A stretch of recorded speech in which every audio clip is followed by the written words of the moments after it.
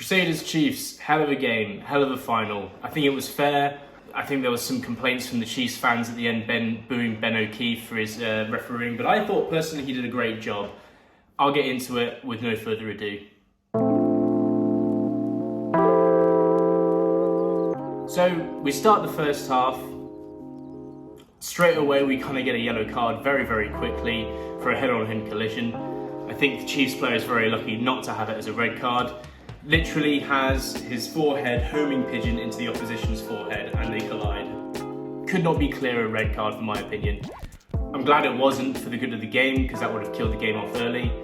But that was the first yellow card and it immediately put the Chiefs under pressure from the Crusaders. They managed to weather it a little bit, get out the other side of the yellow card, and then they set up an amazing try where the number 8 for the Chiefs goes over, turns the ball over from the fullback from the Crusaders while he's running at him, tackles him and turns the ball over.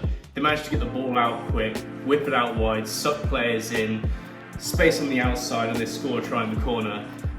I have to take a side note to say all of the Chiefs tries this game, magnificent, absolutely brilliant tries, amazing to watch, and when you get to this level at the final of Super Rugby you expect nothing less, especially with the defenses that you see on both of these teams. But anyway, back to the story of the game. They come back, they have this amazing try, and then there's another yellow card.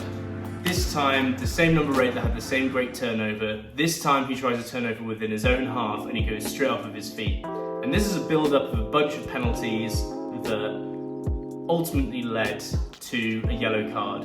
You're showing bad discipline. You've had a long run of penalties that are against you, and it just basically was the straw that broke the camel's back, where Ben O'Keefe was like, I can't adjudicate this anymore.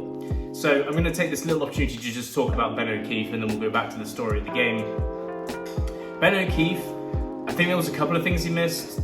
There was a forward pass. I think there was a couple of breakdowns he missed against the Crusaders.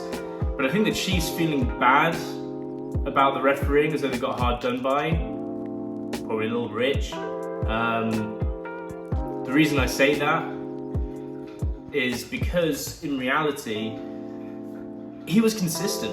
You know, each referee is going to have a different way of refereeing different areas of the game. And you learn this within the first 10 or 15 minutes of the game. You're like, okay, well, this referee in the scrum doesn't like me going in like this. I'm going to have to change it in a different way.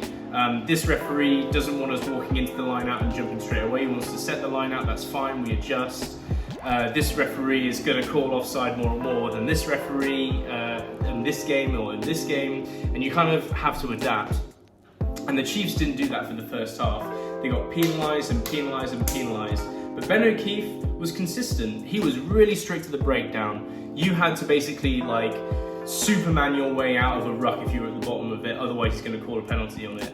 You have to be super clean if you're going to try and turn the ball over. Consistent, massively consistent. The Chiefs didn't pick this up in the first half, and that's why they were so penalised so often.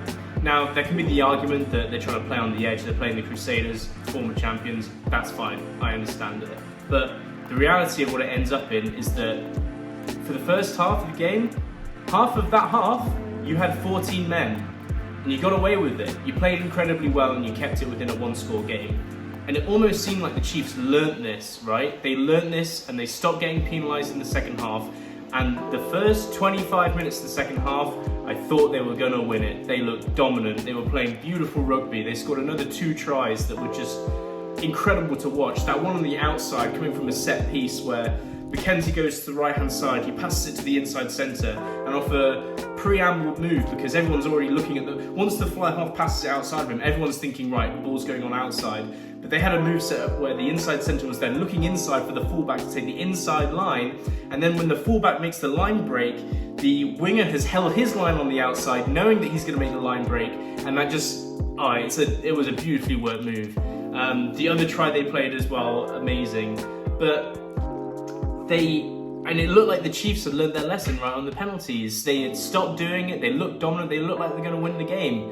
They even looked like they were going to counter, you know, every single maul that was happening off the lineouts of the Crusaders. The Crusaders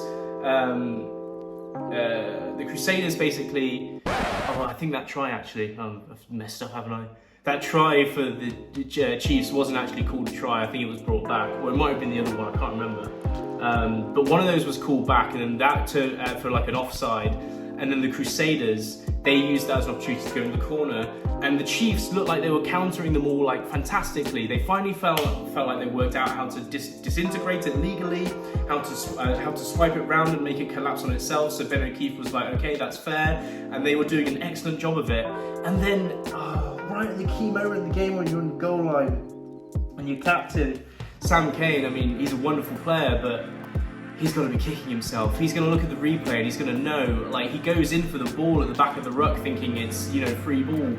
The ball is literally in front of his legs, and you just, you've learned from the first half, but right at the critical moment, you're under pressure and you made the same mistake in the first half, and that's what caused the yellow card. What have I done? Sam Cane goes off, the defence against the line-out's no longer there, and we have a Crusaders victory. You have to play a perfect game against these guys, apparently, because these Crusaders are bloody brilliant. But hell of a game, and I think if you're a New Zealander in general, I mean, you're looking at this and you're thinking, you've probably got the two best sides in the entire world at this point.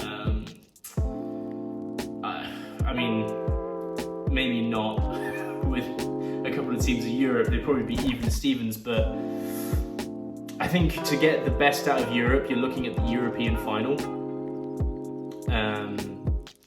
You're looking at the European final for your objective kind of finishes, and the Super Rugby for New Zealand, you're looking at the end of the Super Rugby final. European final, you've got a French and an Irish team.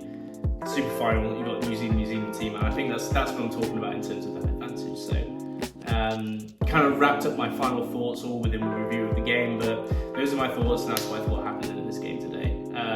Can't wait for the Rugby Championship that's happening in a couple of weeks. That's going to come off the back of this. Really glad I got into Super Rugby. It means that I have a bit more context for at least two of the teams in it. Yeah, should be good. I'm really excited to see what New Zealand do with their fly half situation, their fullback situation, and what they do with all these talented guys they have.